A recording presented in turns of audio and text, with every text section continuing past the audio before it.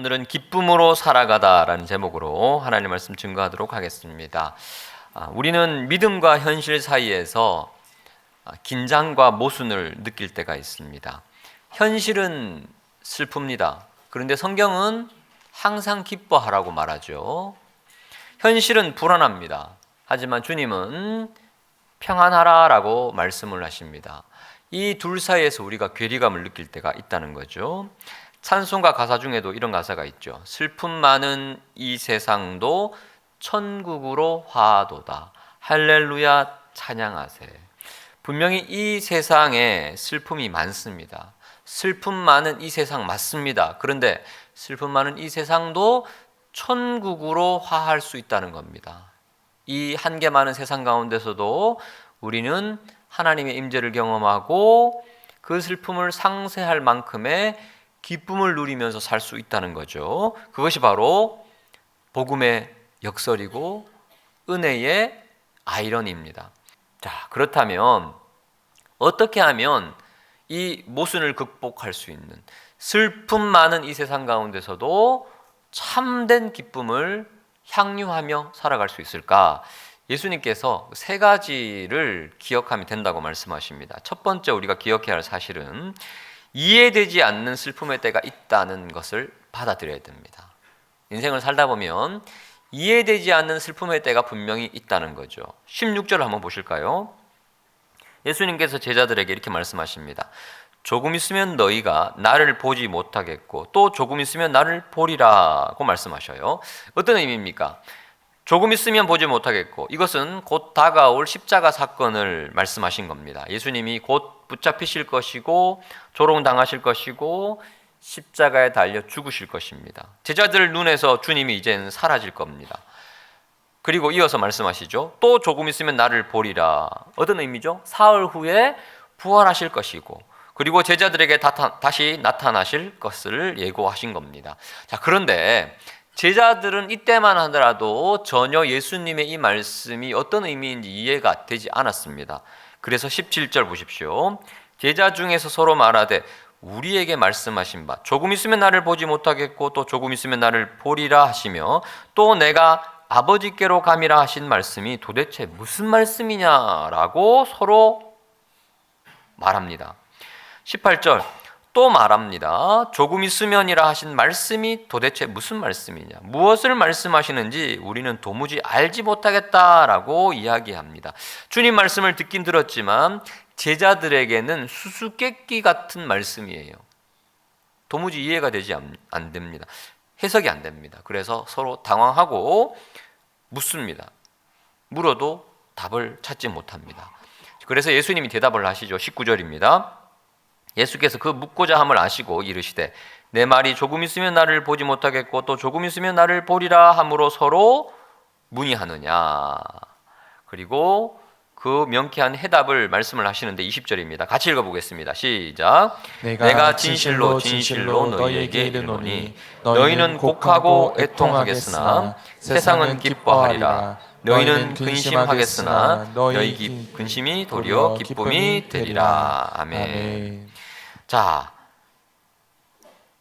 내가 진실로 진실로 너희에게 이르노니 너희는 내가 십자가에 달릴 때, 십자가 고통을 당할 때 곡할 것이다.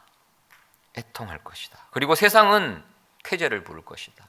기뻐할 것이다. 예수님을 십자가에 모함을 해서 매달은 그 세상의 악한 세력들은 만세를 부를 것이다. 제자들은 생각하겠죠. 세상은 이겼고 우리는 졌구나.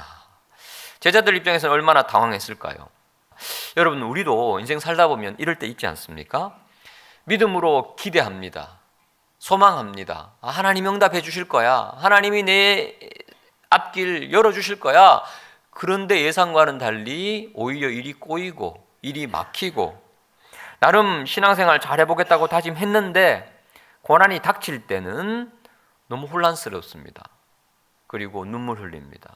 애통해합니다. 곡합니다. 근심합니다. 오히려 예수 안 믿는 사람들이 나보다 더 승승장구할 때, 세상은 웃고 예수 믿는 내가 울 때 이게 뭔가 싶지요. 세상 사람들도 겪지 않는 어려움을 내가 겪을 때는 원망스럽습니다. 제자들처럼 서로 묻고 또 묻습니다. 도대체 나에게 왜 이런 일이 생겼는지 당신 한번 설명해 보라고. 아무도 말하지 못합니다. 여러분, 고통 자체도 힘들지만 그 고통과 고난의 시간이 해석이 되지 않을 때는 더 힘듭니다. 제자들은 지금 예수님의 말씀을 전혀 이해하지 못하고 있죠. 이게 무슨 말인가? 이걸 어떻게 해석해야 되지? 서로 물어도 답을 얻지 못하는 것처럼 우리도 그럴 때가 있다는 겁니다.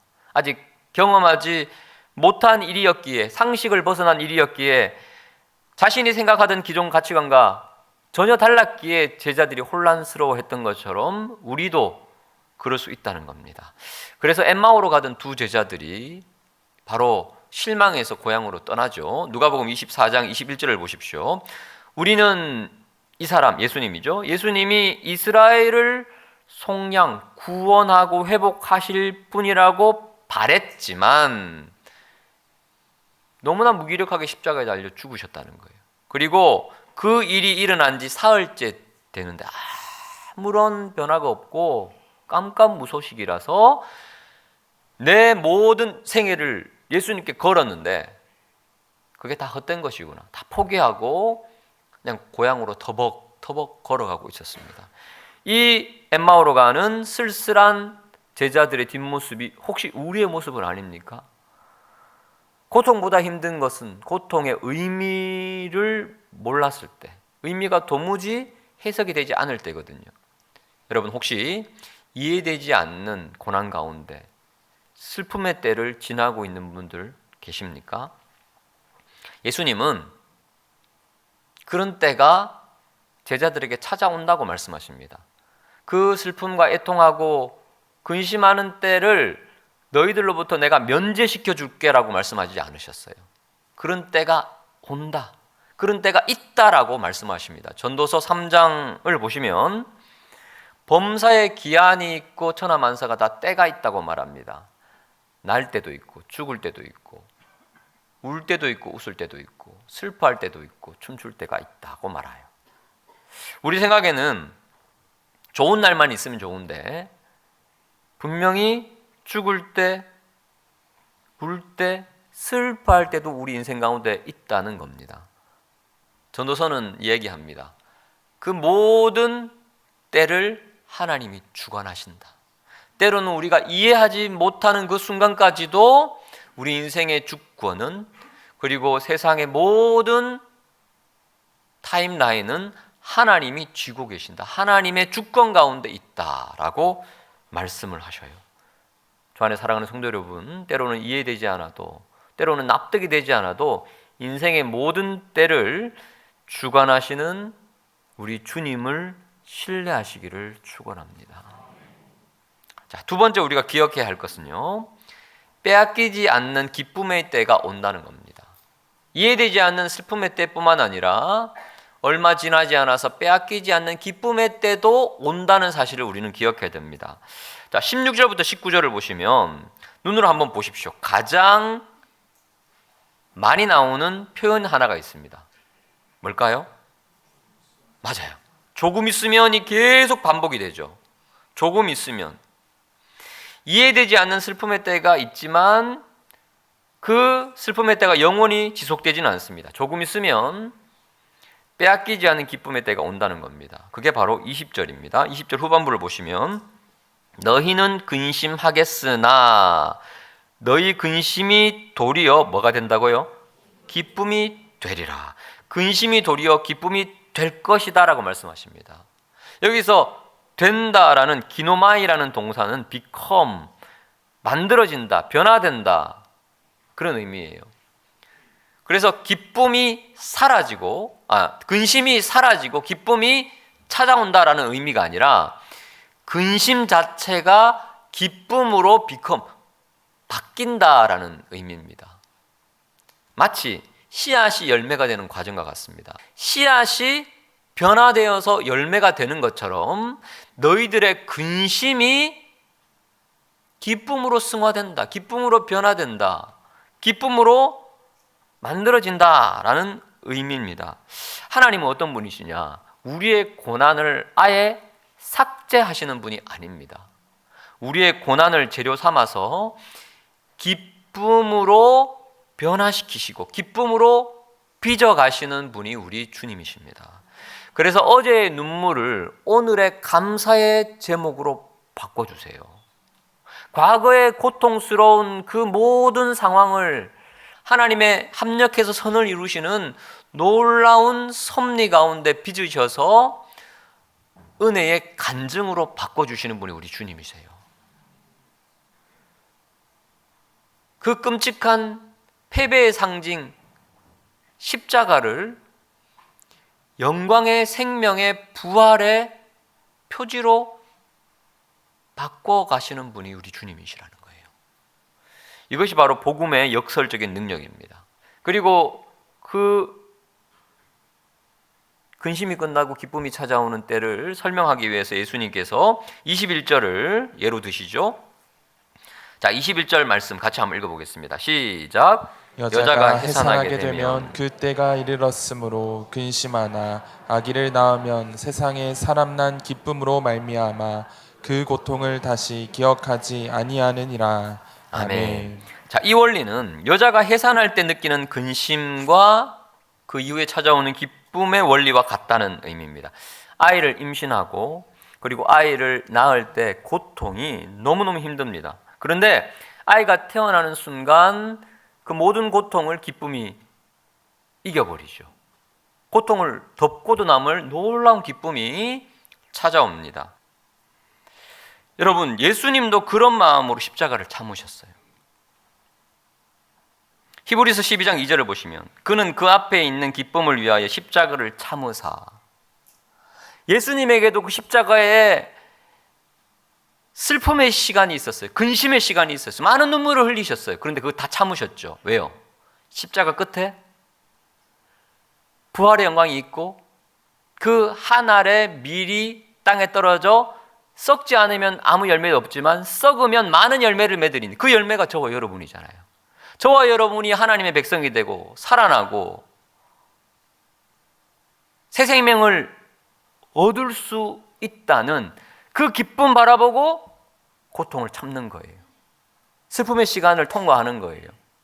곧 빼앗기지 않는 기쁨의 때가 온다라는 사실을 예수님이 믿으신 거예요. 그리고 제자들에게도 그때가 온다. 참아라.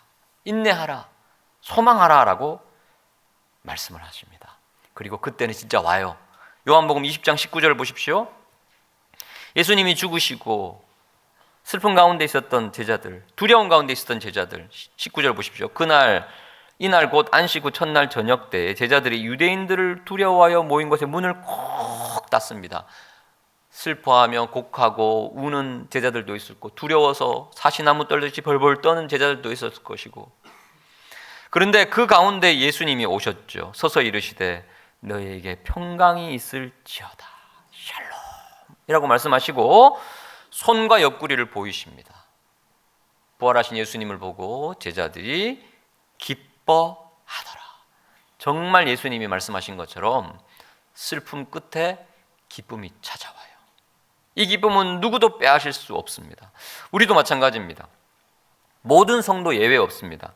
하나님의 백성이 반드시 통과해야 하는 고난의 기간이 있습니다. 이해되지 않는 슬픔의 때가 옵니다. 그런데 그때만 있는 게 아니라 조금 있으면 영광의 때도 옵니다. 여러분, 혹시 도무지 이해가 되지 않는 슬픔의 시간을 지나고 있다면 인내하시고 그 누구도 빼앗을 수 없는 기쁨의 때를 기대하시기를 축복합니다. 마지막 세 번째 우리가 기억해야 할 것은요, 그때까지 기도로 걸어가야 한다는 겁니다. 그때까지 기도로 걸어가야 한다는 겁니다. 자, 다시 오늘 본문에서 가장 많이 나오는 표현을 한번 볼까요? 16절부터 우리가 아까 살펴봤지만 조금 있으면이라는 단어 몇 번이나 나오는지 한번 봅시다. 16절에 몇 번 나오죠? 2번 나와요. 조금 있으면 조금 있으면. 17절에 2번 나옵니다. 18절에도 한 번 나오고 19절에 또 2번 나와요. 이 짧은 예수님과 제자들의 대화 가운데 7번이나 조금 있으면이라는 a little while이라는 단어가 반복이 됩니다. 요한복음이 지금 의도적으로 강조하고 있는 거예요. 자, 조금 있으면 슬픔의 때가 지나고 기쁨의 때가 찾아온다는 거죠. 문제는 뭐냐 하면 그 조금이 우리에게는 너무 길게 느껴진다는 거예요. 고난을 겪는 당사자 입장에서는 조금이 아니에요. 영원할 것 같아요. 끝까지 고난이 지속될 것 같아요. 그래서 힘들고 그래서 답답한 거죠. 자, 이때 우리가 기억해야 할 것은요, 주님의 시간표에서는 이게 분명히 조금 있으면이 맞다는 거예요. 조금 있으면 이 표현이 강조하는 바는 뭡니까? 조금만 더 참으라는 거예요. 조금만 더 인내하라는 거예요. 조급해하지 말라는 겁니다. 때가 반드시 온다는 겁니다. 슬픔은 영원하지 않고 기쁨의 때가 온다는 거예요. 그래서 제가 고난 가운데 있는 성도들을 신방할 때 종종 드리는 말씀이 있어요. 성도님의 이 고난의 현장은 동굴이 아닙니다. 앞이 꽉 막힌 동굴이 아니고 터널입니다. 여러분, 동굴과 터널의 차이가 뭐예요? 동굴은 출구가 없습니다. 터널은 출구가 있어요. 혹시 여러분 운전하시다가 터널로 들어가 보신 기억 많으시죠? 터널은 사실은 가장 빨리 가는 길이에요. 터널이 없을 때는 산을 빙빙빙빙 돌아서 시간이 굉장히 오래 걸려요. 터널이 딱 뚫리고 나면 어떻습니까? 그게 숏컷이에요. 가장 빠른 길이 되는 거예요. 그런데 터널에 딱 들어갈 때는 좀 어두워지잖아요. 라이트를 켜야 되고 추월도 하면 안 되고 좀 위험할 수 있습니다. 하지만 그렇다고 해서 터널에 들어가는 사람이, 혹시 이런 분들 보셨습니까? 나 큰일 났다. 터널 들어왔다. 주여 하고 눈물 흘리는 분 계십니까? 내 인생은 이제 끝났어. 터널로 진입했어. 그런 분 저는 한 번도 못 봤습니다. 터널로 들어가면 좀 조심하기는 해야 되지만 기대하죠. 이제 곧 밝은 출구가 나올 것이다. 소망하게 됩니다.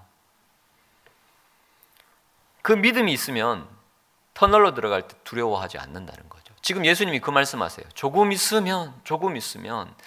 그래서 그 기쁨의 출구가 나올 때까지 인내하며 기다리라 라고 말씀하셔요. 우리가 이 터널을, 고난의 터널을 잘 통과해야 되는데 그 통과하는 가장 좋은 방법을 23절, 24절에서 예수님이 가르쳐 주세요. 그게 무엇이냐? 기도라는 거예요. 기도. 23절, 24절은 예수님의 이름으로 우리가 기도하는 이유를 설명을 하십니다. 23절, 24절 같이 한번 읽어보겠습니다.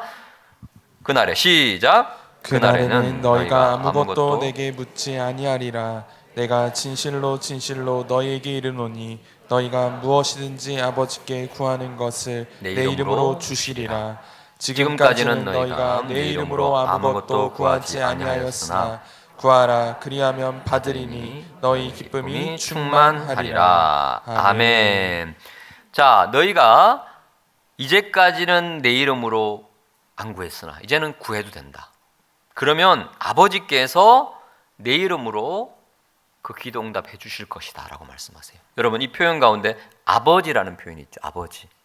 23절에 구약 성도들은 하나님을 아버지라고 부르지 못했어요. 유대인들에게 하나님을 아버지라고 부르라, 이것은 엄청난 충격입니다. 왜냐하면 창조주 하나님을 어떻게 감히 피조물인 우리가 아버지라고 부를 수 있냐는 거예요. 그런데 예수님이 오심으로 예수 믿는 모든 성도들은 하나님을 아버지라고 부를 수 있는 특권이 생겼습니다. 그래서 제자들이 예수님께 기도를 가르쳐 주십시오라고 부탁했죠. 그때 예수님이 주기도문을 가르쳐 주시는데 첫 번째 나오는 표현이 뭡니까? 하늘에 계신 우리 아버지여라고 기도를 가르쳐 주세요. 이 특권은 어떻게 주어지느냐? 예수님 때문에. 예수님이 이 땅에 오셔서 우리를 위해 십자가에 달려 죽으시고 사흘 만에 부활하셔서, 그리고 우리가 예수님을 믿음으로, 예수님이 길이요 진리요 생명이기 때문에, 예수님 때문에 아버지께로 우리가 갈 수 있기 때문에 예수님 믿는 우리 성도는 하나님을 아버지라고 부를 수 있고, 그래서 우리가 기도할 때마다 예수님의 이름으로 기도합니다. 그 의미거든요. 내가 예수님을 믿기 때문에 은혜의 보좌 앞으로 담대히 아빠라고 부르면서 나아갈 수 있는 특권이 우리에게 주어졌다는 거예요. 그래서 그 긴 고난의 터널을 지날 때 두렵고 힘들고 마치 동굴처럼 느껴져서 이게 언제 끝나나 싶을 때에도 반드시 출구가 있을 텐데 그때 갈 때까지 기도하라는 거예요. 기도하면 응답 주시고, 기도하면 용기 주시고, 기도하면 은혜 주시고, 기도로 가면 승리할 수 있고 이 기쁨을 잃어버리지 않을 수 있다는 거예요. 말씀을 맺겠습니다. 여러분, 이해되지 않는 슬픔의 때가 온다면 당황해하지 마십시오. 모든 성도들이 이 고난의 과정을 겪습니다. 그런데 반드시 기억해야 할 것은 이 고난은 반드시 끝난다는 거예요. 영광의 때가 온다는 겁니다. 기쁨의 때가 온다는 거예요. 자, 그런데 16절 보십시오. 16절에 그 기쁨의 때를 기다리라고 말씀하시면서 또 조금 있으면 나를 보리라 라고 말씀하셨잖아요. 너희가 나를 보리라. 자, 주어가 뭡니까? 너희가 나를 보리라예요. 자, 그런데 22절을 보십시오. 주어가 바뀌어요. 내가 다시 너희를 보리니. 주어가 내가가 돼요. 다시요. 16절은 너희가 나를 볼 것이다 라고 말씀하셨어요. 근데 22절에서는 내가 너희를 볼 것이다 라고 말씀하세요. 왜 주어를 바뀌었을까요? 우리의 시선보다 주님의 시선을 지금 더 강조하고 계시는 거예요. 우리는 종종 착각합니다. 우리가 주님을 붙잡고 있는 것이라고 생각하는데 아니에요. 먼저 주님이 우리를 붙잡고 계셔요. 우리가 주님을 볼 수 있는 것은 주님이 먼저 우리를 보셨기 때문이에요. 주님의 시선이 먼저입니다. 자, 그래서 앞서 우리가 살펴봤던 본문에서 제자들이 문을 걸어 잠그고 두려워 떨고 있었잖아요. 제자들 보러 오신 분이 누굽니까? 예수님이 먼저 보고 오셨잖아요. 예수님이 보신 거예요. 그러니까 제자들도 예수님을 본 겁니다. 이 순서가 중요해요. 내가 하나님을 아는 것보다 선행되는 것은 하나님이 나를 아신다는 거예요. 내가 주님을 붙잡는 것보다 더 먼저는 주님이 나를 붙잡고 계신다는 사실이에요. 내가 주님을 볼 수 있는 것은 주님이 나를 보셨기 때문이에요. 갈라디아서 4장 9절 이제는 너희가 하나님을 안다 함보다 오히려 하나님이 너희를 아신 바 되었거늘. 구원의 주도권은 하나님이 쥐고 계셔요. 여러분 걱정하지 마세요. 두려워하지 마세요. 하나님이 우리를 잡고 가세요. 제가 종종 사용하는 비유죠. 주님이 우리의 손을 이렇게 잡고 계시고 내가 주님의 손을 이렇게 잡습니다. 근데 우리는 이렇게 잡고 있는 것처럼 보여요. 아니요. 우리가 주님의 손을 잡고 가다가 때로는 너무 힘들어서 어려워서 손에 힘이 빠질 때가 있어요. 그러면 주님의 손을 놓아버릴 때가 있어요. 놓쳐버릴 때가 있어요. 그러면 주님과 우리가 끊어집니까? 이런 논리라면 그럴 수 있어요. 근데 여러분, 주님은 우리를 이렇게 잡고 계시는 게 아니라 우리를 이렇게 잡고 계셔요. 우리의 팔목을 잡고 계세요. 그래서 우리가 손에 힘이 빠져가지고 도저히 못 잡겠다고 놓을 때도 주님과 우리는 떨어지지 않습니다. 주님이 우리를 잡아주심이 먼저예요. 이게 성경이 말하는 주님의 사랑이에요. 여러분, 슬픔의 때는 지나갑니다.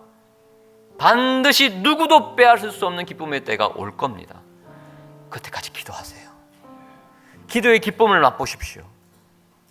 그리고 구원을 이루실 분, 나에게 그 기쁨의 때를 가져오실 분은 주님이세요. 주님의 주권을 믿으십시오.